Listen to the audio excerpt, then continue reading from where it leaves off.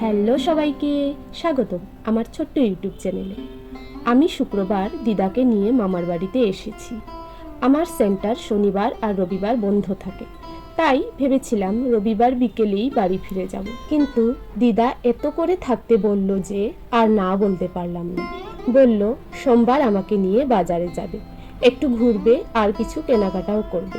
তাই ভাবলাম সবসময় তো আর আসা হয় না, দিদার কথাও ফেলতে পারি না, সেজন্যই থেকে গেলাম। এখন ঠিক করেছি মঙ্গলবারে সকাল সকাল বাড়ি ফিরে যাব, তাহলে বিকেলবেলা সেন্টারে যেতে পারবো।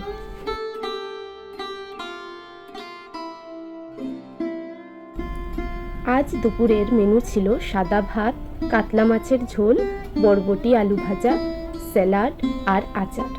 এই দিয়েই লাঞ্চটা সেরে নিলাম। সন্ধ্যাবেলা দিদা আমাকে নিয়ে বাজারে গেল। সেখানে গিয়ে আগে একটু জুতো দেখলাম।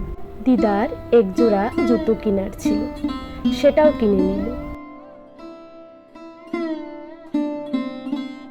তারপর কয়েকটা কাপড়ের দোকানে ঘুরে ঘুরে টুকিটাকি কিছু কাপড়ও দেখে নিলাম।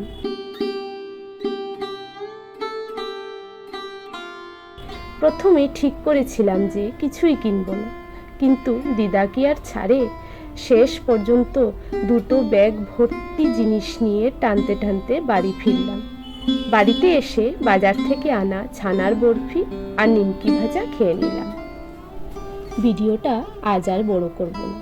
আপনারা সবাই খুব ভালো থাকবেন। দেখা হবে নেক্সট ভিডিওতে।